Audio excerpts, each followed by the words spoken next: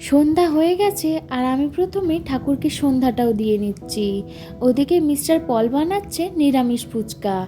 ওই বলল যে আজকের একটু সন্ধ্যাবেলা টিফিনে ফুচকা বানিয়ে খাওয়া যাক। আজ যেহেতু শ্রাবণ মাসের সোমবার, তাই সকাল থেকে নিরামিষ। সকাল থেকে উপোস থাকার পর পুজোর পরে বানিয়েছিলাম গোবিন্দভোগ চাল, মুগ ডাল, ঘি, কাঁচা লঙ্কা দিয়ে একটু সেদ্ধ ভাত।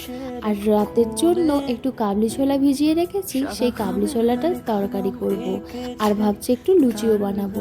ফুচকা খাওয়া হয়ে গেছে, এবার চলে এসেছি রান্নাঘরে। কড়াইতে সাদা তেল আর ঘি দিয়ে তাতে একটু কাঁচা লঙ্কা আর টমেটো দিয়ে আলু আর আদাটা একটু গ্রেট করে দিয়ে তাতে দিয়ে দেব কাবলি ছোলাটা।